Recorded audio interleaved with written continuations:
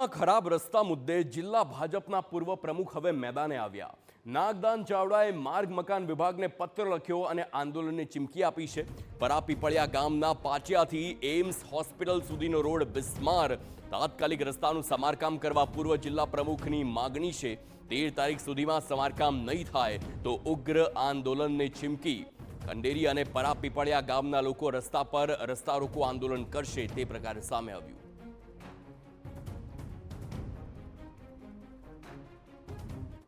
રાજકોટમાં શહેરી વિસ્તારની સાથે સાથે ગ્રામ્ય વિસ્તારના રસ્તા પણ બિસ્માર થયા છે અને હવે આ બિસ્માર રસ્તાને કારણે ખુદ ભાજપના નેતા છે તેમના દ્વારા જ રાજ્ય સરકારને પત્ર લખવામાં આવ્યો છે. આપને હું સૌપ્રથમ દ્રશ્યો બતાવવા માંગીશ. જે પ્રકારે દ્રશ્યો જોઈ રહ્યા છો, આ જામનગર રોડથી પરાપીપળિયા તરફ એટલે કે રાજકોટની એમ્સ તરફ જવાનો આ રસ્તો છે અને કેટલો બિસ્માર હાલતમાં રસ્તો છે, જેને કારણે વાહન ચાલકોને ભારે હાલાકી છે તે પડી રહી છે. કેટલાક વાહન ચાલકો છે, આપણે તેની સાથે વાત કરવાનો પ્રયત્ન કરશું. મોટાભાઈ, કયા ગામમાં તમે રહ્યો છો? ખંભાળા.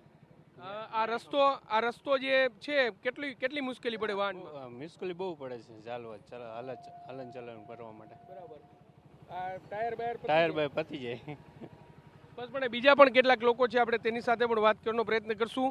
મોટાભાઈ, કેટલા સમયથી આ રસ્તો આવો ખરાબ છે? 4 વર્ષથી હમણાં અમે આ પોઝિશનમાં ભોગવી એમ્સ આવી અને 5 વર્ષ થયા. આ રોડ અમારો પાસ કેટલા ટાઈમથી થયેલો છે, હજી કોઈ સરકાર જવાબ દેતી નથી અમને.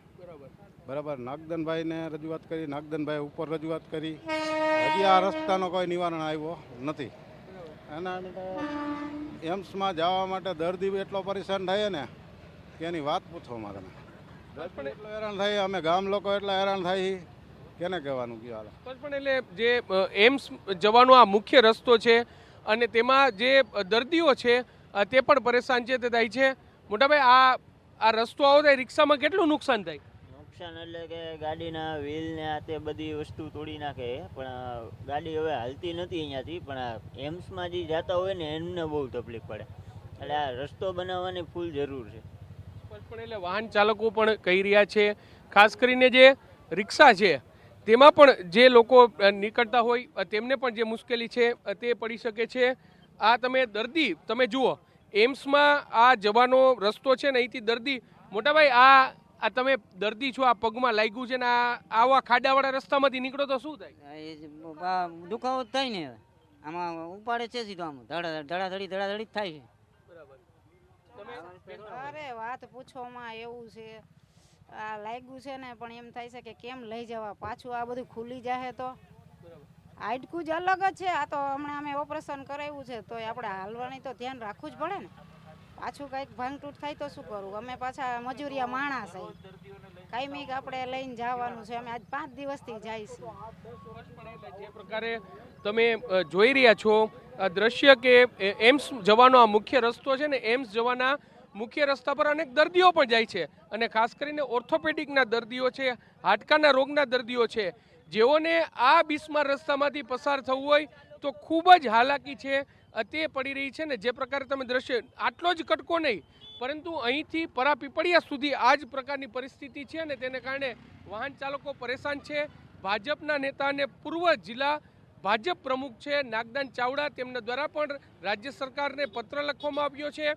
અલ્ટિમેટમ આપવામાં આવ્યું છે કે જો 13 તારીખ સુધીમાં આ રસ્તાનું સમારકામ નહીં કરવામાં આવે તો તેઓ ગામ લોકોને સાથે રાખી, ખંડેરી ગામના, પરાપીપળિયા ગામના લોકોને સાથે રાખી અને તેઓ ઉગ્ર વિરોધ પ્રદર્શન કરશે. જોવાનું રહેશે કે રાજકોટ જિલ્લા પંચાયતના માર્ગ મકાન વિભાગના ધ્યાને આ રસ્તો ક્યારે આવે છે અને લોકોને ક્યારે હાલાકીમાંથી મુક્તિ મળે છે. કેમેરા પર્સન ભાવેશ લશ્કરી સાથે મોહિત ભટ્ટ, TV9 રાજકોટ.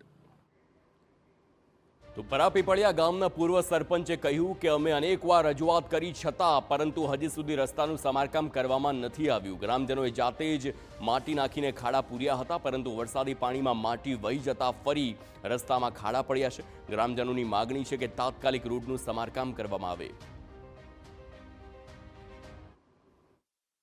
રાજકોટનો જામનગર રોડથી એમ્સ જવાનો રસ્તો છે તે ખૂબ જ બિસ્માર હાલતમાં છે.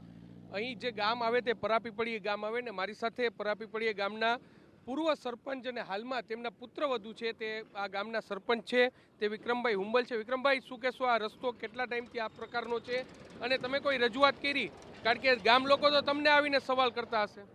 હા, રજૂઆત વારંવાર કરી, સાહેબોને ફોન કર્યા છે, અમુક વાર અમે અમારા જુવાનિયા લોકફાળો કરીને ખાડા બૂરતા હોય ત્યારે અમે સાહેબને હમણાં માનો કે આપણે વરસાદ પહેલાં જ મેં ખાડા બૂર્યા, માનો ને કે લગભગ ગુરુવારે મેં ખાડા બૂર્યા અને શુક્ર શનિવારે આપણે વરસાદ આવ્યો એટલે મોરમ સ્વાભાવિક વાત છે, મોરમ આવે એટલે વરસાદ આવે મોરમ બાયણે નીકળી જાય.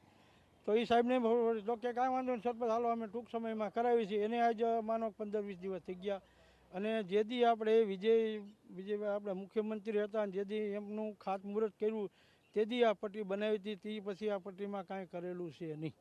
તે દુણા આમનામ ખાડા એમનો હાઈડ આવે છે. તો અધિકારીઓના ધ્યાને નહીં હોય આ રસ્તો એટલે જો કલેક્ટર સાહેબ અહીંથી નીકળે છે, આપણે પ્રાંત સાહેબ નીકળે છે, મામલતદાર સાહેબ નીકળે છે, ટીડીઓ સાહેબ નીકળે છે, બધા અધિકારી અહીંથી એમ્પમાં જવું લાગે છે ને આવવું જ પડે. હવે કેમ એને ધ્યાનમાં નથી જો કેમ એ ઉપર ધ્યાન નથી દોરતા હવે એ કાંઈ અમને સમજણ નથી પડતું સાહેબ.